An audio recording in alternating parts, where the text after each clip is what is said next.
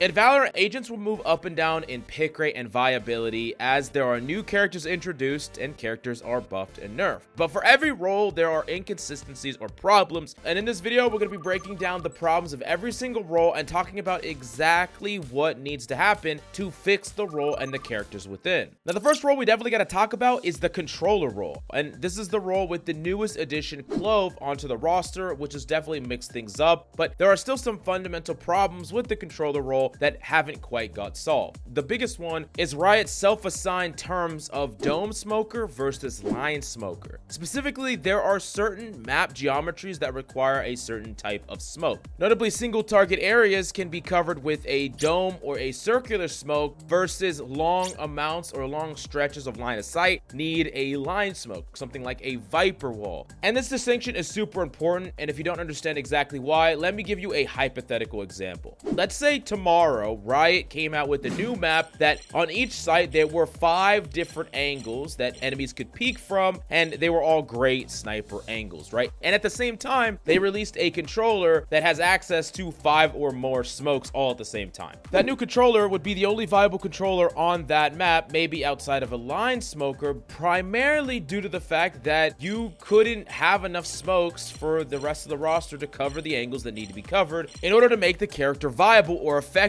as a controller on that map. And this is the exact problem we're running into with the line versus dome controller debate or problem. The way that a lot of maps are designed, they require a line smoker, and Viper is really the only one that could do it as a singular controller. Yes, Harbor was introduced, but Harbor could not do this alone the majority of the time. He needs a partner, someone that can smoke with him in order to cover all the angles that need to be covered. So there's really only a couple of options you have in order to fix this gap in power in the controller role. And the first one is to make a lot more line smokers like Viper and introduce a lot more. I was very surprised that Clove was a dome smoker instead. It's the sub role that needs to be fulfilled, and it's why we have such a huge overwhelming pick rate with Viper and have had that overwhelming pick rate for the longest time, and it's not going to change anytime soon unless you fix this huge power vacuum. But that's not the only solution. The other solution that you could do is change maps so that none of them require a true line smoker, and that even single target smokes are going to be effective on almost every single area in one way or another. And this would reduce map diversity, which I think is a net negative, but it would make it so that more controllers have crossover viability, right? It's not like every map is like only these controllers are good. It's like you can play any controller you want to on these maps and it's perfectly fine. I don't actually know what the best solution is, but I do know that if this power gap is never solved, then we're going to be in a perpetual Viper meta basically until the end of time. I mean, it's something that is super important to deal with at some point, unless you think having a Viper meta all the time is good, which you can definitely let me know in the comments down below.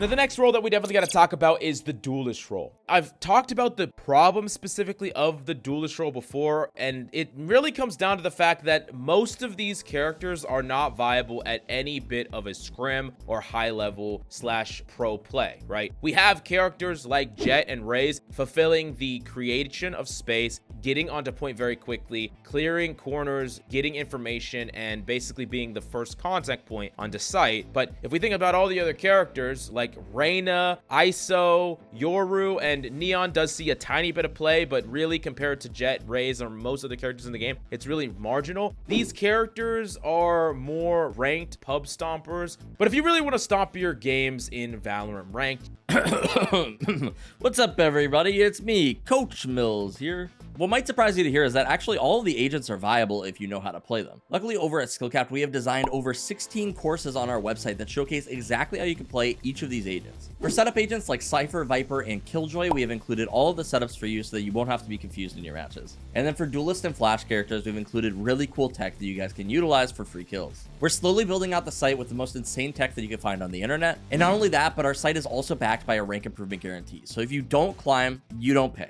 This is our promise to you that our service works, especially considering you get direct access to our experts in Discord. There is nothing for you to lose. Check it out using the link in the description.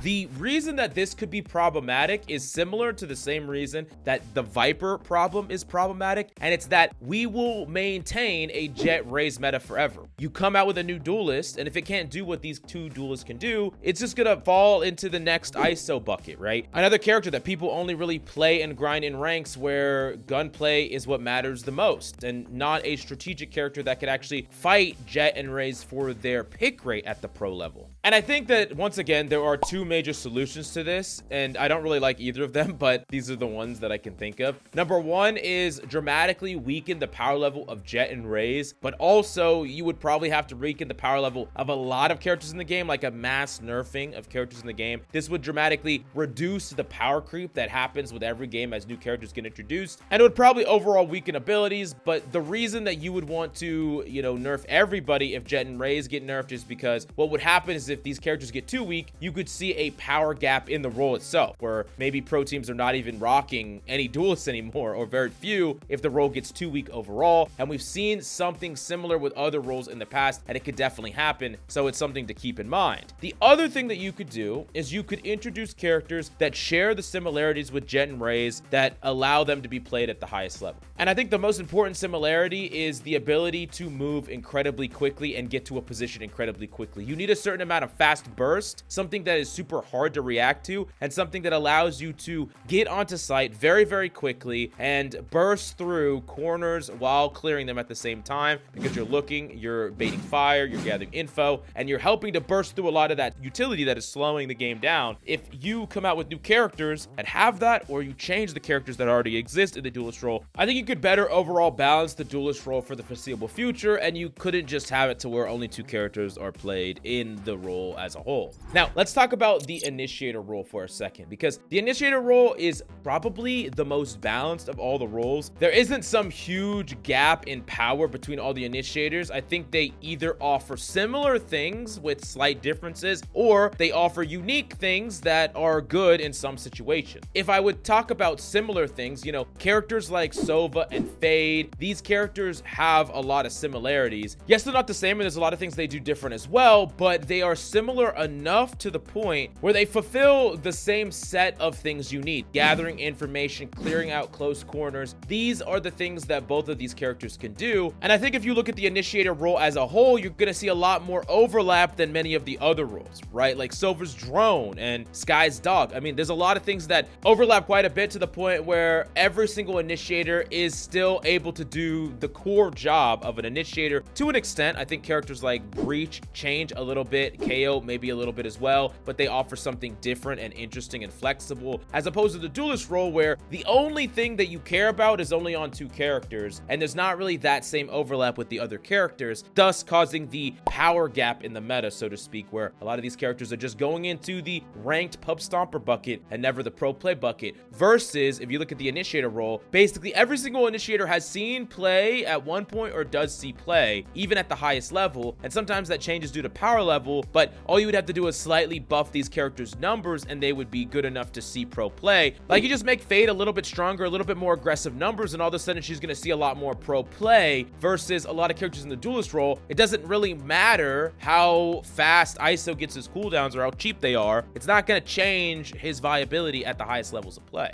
Now, the last step we do got to talk about is the Sentinel role, the role that has had some of the biggest problems with what we're talking about here, this massive power gap and these power gap problems. And I'd also say that this role is probably the hardest to fix, because Killjoy is a character that is very strong and has been very strong. They've actually created a meta where Killjoy and Cypher are both viable, which I think is actually commendable. But if you make a meta that requires the specific abilities of these two characters, Sage, Deadlock, and Chamber do not follow the same mold or abilities of these two characters. And you could probably change Deadlock to the point where she is similar to Killjoy and Cypher, but I don't really think you could ever do that with Chamber or Sage. And while these characters all accomplish similar things, which is the denial of space that is super, super broad. And as you see, there's a lot of diversity with being able to deny space. Chamber does it with his gunplay, cutting off angles, cutting off rotations, being able to take a shot and leave and, you know, create that contact, maybe kill someone, being the pseudo turret himself. Killjoy does it behind their utility. And I do think that Sentinel's in a weird spot where, as we have seen throughout the majority of Valorant's life cycle, we're never gonna have like a meta where all these characters are viable or equally viable or good. It's not really gonna be strong enough. They're either so strong that you create a meta where multiple ones are seeing play and maybe you're slowing down the meta to a crawl, or you're gonna see situations where they're not strong enough and the other characters in the game can burst through too easily, and we're kind of defaulting to like one seeing play. So I don't necessarily know what the perfect solution to this role is as far as trying to make the role more balanced within itself, but I would say that more diversity in the meta with the Sentinel role would probably be something that most people would like, right? How long has Killjoy been meta as a hypothetical? Why can't we see a situation where Sage is meta for a little while? Or why can't we see another situation where a buffed, reworked Deadlock is meta? Just something that changes up what we've seen for so long. And I understand that there is some amount of power and enjoyment in stability. A game that feels the same month after month doesn't dramatically change, but I also think that you're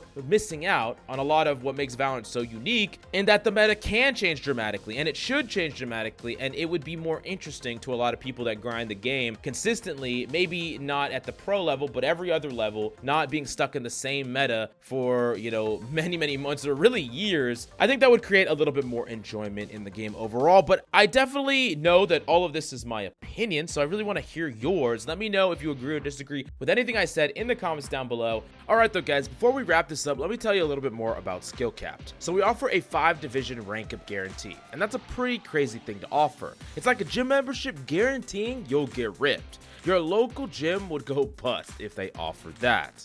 Not us. We've offered this for years because our service really works. It works so well, in fact, that we're able to produce by far the largest catalog of premium Valorant guides on the internet. We add new courses every month with over 1,000 guides curated into 50 courses no one can compare. We also have a direct line of communication with subscribers in our Discord so that you can get connected immediately to some of the best players in the game who will respond to any and all questions asked. Sign up today for as little as $6.99 a month if you are serious about improving. So that's going to be all for this one today. Thank you so much for watching, and we'll see you in the next one.